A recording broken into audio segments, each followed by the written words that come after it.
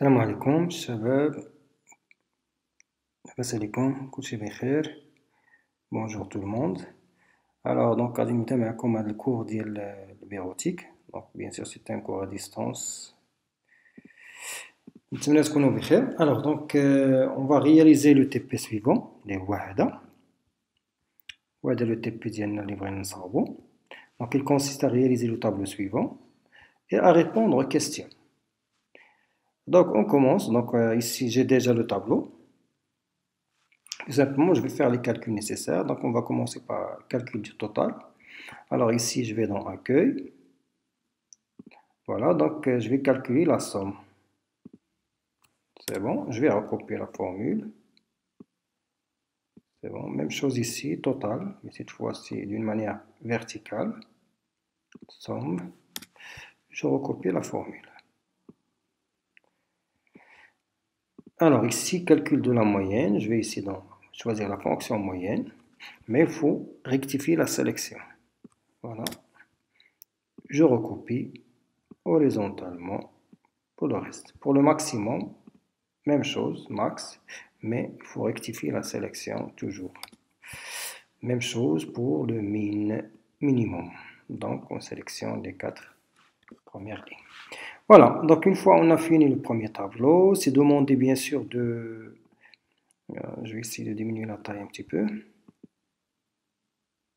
Donc c'est demandé d'appliquer le symbole monétaire pour les montants. Donc je vais sélectionner ça. Je vais choisir un symbole monétaire, le dirham. Même chose ici, je vais appliquer le dirham. Donc on a déjà vu comment bien sûr ajouter le dirham comme symbole monétaire à partir du panneau de configuration. Maintenant on va voir l'autre question. Voilà, donc on va ajouter une colonne pour le mode de paiement. Donc inférieur à 100 000, mode de paiement c'est espèce. Entre 100 000 et 500 000, paiement par chèque. Au-delà de 500 000, vous avez le paiement à crédit. Alors ici, donc on va ajouter une colonne. Alors il y a une méthode plus simple d'ajouter une colonne. Je vais sélectionner. Je vais maintenir le bouton droit de la souris ici. Ou bien vous avez tout simplement recopier et effacer la partie dont vous n'avez pas besoin. Ok, même chose ici. Je supprime également les 4 dernières cibles. Voilà, ici on va mettre ici mode de paiement. Mode de paiement. Alors on peut par exemple ici renvoyer à la ligne pour avoir plus d'espace ici. Alors je vais mettre ici mode de paiement. On va ajouter la hauteur de la ligne et je vais centrer horizontalement et verticalement. Alors pour déterminer le mode de paiement, bien sûr, on est obligé de passer par la fonction si. Ok. Alors ici, on va mettre la fonction si. Donc si. Ok. Alors test logique, donc c'est si le total est inférieur à 100 000. Donc le mode, donc espèce. On va mettre le mode de paiement, c'est espèce. Sinon, on doit faire appel une deuxième fois à la fonction si. Toujours cette fois-ci inférieur à 500 000. Donc si c'est vrai, on va mettre ici chèque. Ça veut dire paiement par chèque ou le règlement par chèque. Voilà, sinon ça va être à crédit. Je mets OK. Je copie la formule. Ça va? Maintenant on passe au deuxième tableau. Alors deuxième tableau, on doit faire ici être grossiste. Voilà, ici on va mettre total, bien c'est ce qu'on appelle plutôt le chiffre d'affaires. Chiffre d'affaires, qui n'est rien que bien sûr le total se trouvant dans cette colonne. Je vais fusionner, donc j'aurai besoin bien sûr juste de ça. Je vais fusionner sur les lignes. J'applique les bordures. Je sélectionne ici pour mettre en gras, voilà, cours de remplissage centré. Alors maintenant, dans cette cellule, on va ajouter une liste. Donc, une liste de données, c'est-à-dire une liste déroulante. Alors pour ajouter cette donnée, nous allons dans l'onglet Données. Vous allez choisir Validation. Validation des données.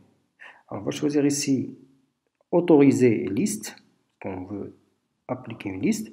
Alors, source, ça veut dire la source de données. Donc, on doit bien sûr sélectionner la liste des grossistes. Voilà. Comme ça, on aura une liste déroulante. Ça marche. Très bien. Vous voyez ici, il n'y a pas de problème. Maintenant, pour le chiffre d'affaires, on va utiliser la fonction recherche vue. Alors, je vais expliquer par la suite cette fonction, qu'est-ce qu'il fait.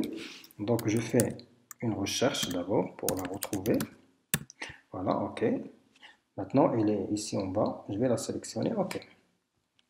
Alors, comme vous voyez ici, bien sûr, cette fonction, si on essaie de lire juste la définition en bas, qu'est-ce qu'il fait? Il cherche une valeur dans la première colonne à gauche, c'est-à-dire la première colonne du tableau, puis renvoie une valeur dans la même ligne, c'est-à-dire horizontalement, dans la même ligne, à partir d'une colonne spécifiée. Par défaut, le tableau doit être trié en ordre croissant.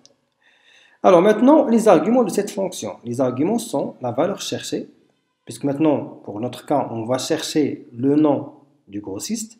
Donc, bien sûr, pas dans le premier tableau, dans le deuxième tableau.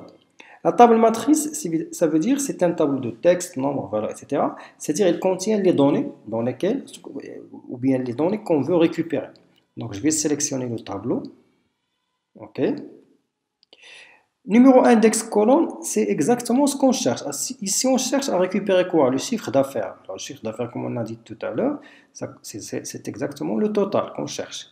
Donc, je vais ici retrouver le numéro d'index colonne. Alors, la première colonne dans la sélection, la table matrice, il a l'index, bien sûr, 1. Donc ici, 1, 2, 3, 4, 5, 6. Donc c'est 6. Je vais mettre ici 6. Alors, la valeur proche, alors si vous avez deux valeurs ici, ça veut dire soit 0, soit 1. 0 veut dire la valeur exacte, c'est ce qu'on cherche. 1 veut dire la valeur approximative. Nous, on cherche la valeur exacte. Donc, on va mettre ici 0. OK? Comme vous voyez, vous avez ici la première valeur qu'on vient de calculer. Monsieur Nouali, voilà, il a 594 000. Comme vous voyez, si je change ici, bien sûr, Monsieur Hassani, il a 302 000. On peut appliquer le symbole monétaire pour, bien sûr, avoir le même format. Voilà. Je change. Ça marche. Donc, on a utilisé, bien sûr, la fonction recherche V. On peut faire ça également aussi pour récupérer le mode de paiement. Ça serait la même chose. Ce qui va changer, c'est uniquement l'index de la colonne. Au lieu d'avoir ici l'index de la colonne 6, on aura ici 7. Ça, vous pouvez le faire par la suite pour s'entraîner avec cette fonction. C'est une fonction, bien sûr, très importante. Alors maintenant, on doit appliquer les marges. Donc, choisir les marges suivantes. Donc, 2 cm. Ensuite, renommer la feuille en tableau des ventes. Alors, d'abord, je vais, comme on a dit tout à l'heure, on va appliquer les marges. Donc, pour les marges, on va aller dans mise en page, marge personnalisée.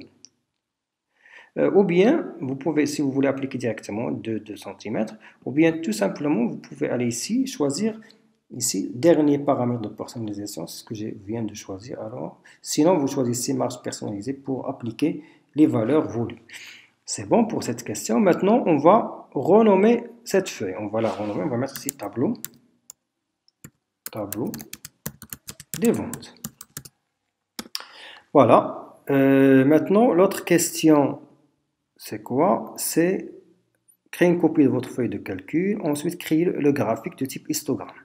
Alors, créer une copie de votre feuille de calcul, c'est clic droit, déplacer ou copier, créer une copie, tout simplement. Ou bien cliquez, maintenez la touche CTRL appuyé, faites glisser. Voilà la deuxième copie. Alors maintenant, on veut créer un graphique. Alors pour le graphique, je vais sélectionner, bien sûr, les données. OK. Je vais dans Insertion, colonne, histogramme 3D. Alors comme vous voyez ici, pour chaque mois, il va indiquer, OK, c'est-à-dire les résultats, les ventes de chaque grossiste. Par exemple, vous avez ici, pour le grossiste M. Hassani, alors en janvier, bien sûr ici, vous avez M. Hassani, il a la valeur telle, ok, M. Karimi, voilà, M. Nouali et Madame Hasnaoui, ok. C'est bon, c'est ce qu'on cherche exactement. Donc maintenant, on va passer à l'autre question. Notre question, c'est ajouter l'entête état grossiste et date en pied de page, puis afficher l'aperçu de votre feuille de calcul. Alors, bien sûr, là, on va essayer d'insérer un en-tête et pied de page. Donc ici, on va mettre état grossiste, comme dans Word à peu près, grossiste. Et en bas, on descend en bas ici, on va mettre le pied de page. Alors pour le pied de page, on va insérer bien sûr, on va insérer la date. Alors pour insérer la date, nous allons ici dans tout simplement insertion. Donc on va l'insérer bien sûr dans le pied de page, donc insertion. Vous allez ici dans pied de page, on doit descendre en bas. Voilà. On clique là. Vous allez dans création, vous allez cliquer sur date actuelle.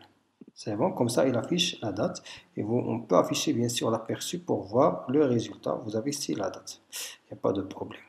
Alors maintenant, la question, ajouter l'entête, on a fait, protégez votre feuille de calcul par mot de